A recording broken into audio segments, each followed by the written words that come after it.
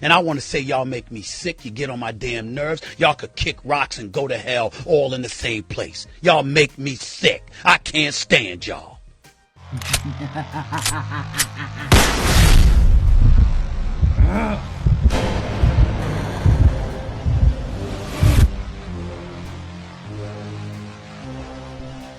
The DCEU was shiny and new, and whether reactions were positive or negative, everyone had an opinion on its future. Fan theories took hold quickly, comic creators took sides, bloggers discovered they could gain control of the narrative early, and DC fans fortified defenses and stockpiled ammunition. In just a few years, they would take what was theoretically supposed to be fun comics, movies, superheroes, and turn it into pure misery. A war of personal attacks, vendettas, cult mentalities, antagonistic journalism, and career-altering decisions. Cut to 10 years later, and Henry Cavill is no longer the Man of Steel. Ben Affleck is no longer Batman.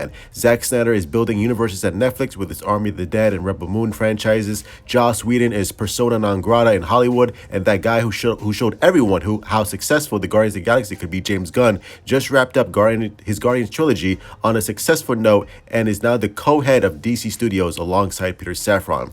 Together, they are relaunching the universe as the DCU. And as far as the DCEU, Blue Beetle is in theaters, though sadly it seems few know it is. It is the penultimate installment of the DCEU, paving the way for Aquaman and the Lost Kingdom. Or is it the DCU's first entry? Few seem to know the answer to that question. Well, it's DCEU, not the DCU. James Gunn should keep his fucking mouth shut. Gunn's perplexing comments that Blue Beetle is the first DCU character, but not the first DCU film. Blue Beetle's opening weekend among the lowest in the franchise's history, coming off a string of box office misses, including The Flash, Shazam, Fury of the Gods, Black Adam, and COVID-affected titles Wonder Woman 1984 and The Suicide Squad. As Gunn and Safran tee up their relaunch with a slate of few and television projects, pundits are wondering, where have all the DC films fans gone? Well, it's not the DC fans that are gone, it's the movie-going audience that are gone, because they are the main source of income for these movies to make billions of dollars. A decade of constantly shifting decisions, executive musical chairs, overly aggressive critics, and overly aggressive fans have left DC fandom in a house divided. The reflections of which we can all see over social media. It's a swamp that not even Swamp Thing would be hesitant to dip his nose into. There are those who are optimistic about the DCU future and eager for a reboot following Gunn and Safran's unveiling of Chapter 1 in January. There are those who are puzzled over what the DCU actually is.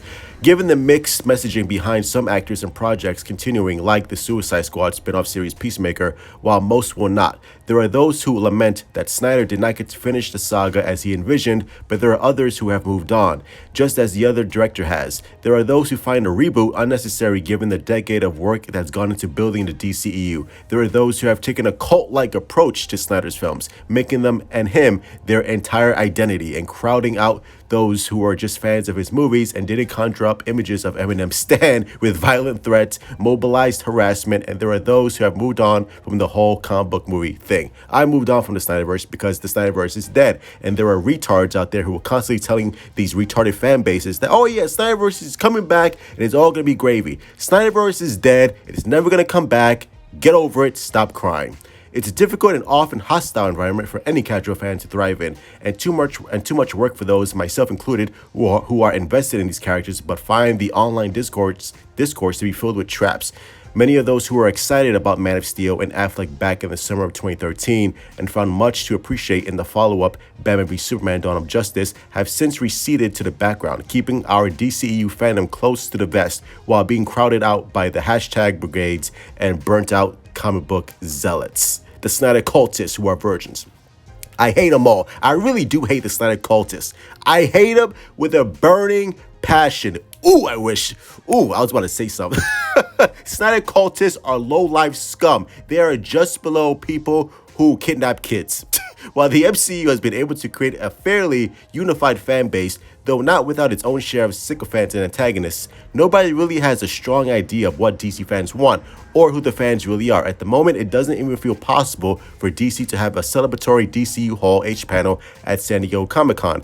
Certainly not without a plane flying over the city with a banner proclaiming hashtag sell Zack Snyder's Justice League to Netflix, the latest hashtag campaign, which is fucking stupid.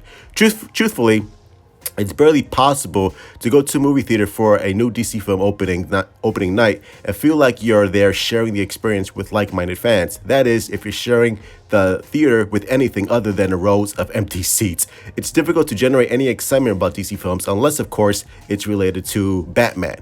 Fans love Batman, but not Batman as a supporting character in a Flash adventure or Batman as an unseen reference in a Harley Quinn heist film. They just want Batman. And if not him, then the Joker will do just fine. As it stands, Warner Brothers' safest future bets are the Batman Part 2 and Joker Folie à Deux, neither of which are part of the shared universe that makes up the upcoming DCU, and both reach beyond the core comic book movie fandom, which is very true, by the way. It's its own distinctive versions. On one hand, you can look at the poor turnout for the past DCEU films as a lack of faith in the brand from general audiences and fans, to the point where even the good movies like Blue Beetle are getting brushed off. But on the other, perhaps this string of box office disappointments casts a lasso of truth around audiences, revealing that when it comes to movies, DC fans as a mass aren't broad enough fans of the characters and universe itself, but of filmmakers. When we look back at the history of the most successful DC films and the ones that created passionate fan bases, there's almost always a distinctive filmmaker who can fit into an auteur theory behind them. Richard Donner, Tim Burton, Christopher Nolan, Zack Snyder, James Wan, and Matt Reeves are all filmmakers with instantly recognizable styles and dictatorial traits. Hell, we can even add Joel Schumacher to that list, as even his films have found their audience as of late. The fact that the lion's share of the filmmakers took on Batman has only cemented his place as the biggest draw for DC fans, which, again, like Batman is one of the most popular characters. Like, it is what it is. The future of the DCU relies on Warner Brothers' awareness that much of this particular fan base is less interested in cinematic universes and cameos and more invested in filmmakers with distinct, sometimes even controversial visions. There are films that fans will rally behind, but hopefully in a well-adjusted way that doesn't make you think you're going to see them inserting themselves into the director's family photos. James Gunn certainly seems like a filmmaker who can deliver an inspired take on Superman with Superman Legacy. He has a built-in fan base, which truthfully matters a lot less with general audiences in the grand scheme of things. Most folks just want to see a good movie, and if that is delivered upon, a new fan base can emerge. As a filmmaker, Gunn has earned a lot of trust, but for fans, both old and new, to stick around after Legacy, he's going to need more than a blueprint for the future. He's going to need a league of filmmakers in whom audiences can put their trust in. And that's going to be the big test to see if the general audience, not comic book fans, not the small fraction of the comic book community, but real fans who are going to show up and actually support these films. Now, will James Gunn be able to do that with Peter Safran and David Zaslav with his new DCU? I hope so. So we just have to wait and see. So this was an excellent article that I just read from The Hollywood Reporter. And listen, it is what it is. The DCEU failed, and I know the Zack Snyder cultists are probably going to off themselves because I said that. But you know what? Fuck them. If you want to live in Fantasyland, that's all you. I live in the real world, and the reality is the Snyderverse failed, and we have to move on. Love you all. Mwah. Truth out. Bitch, listen.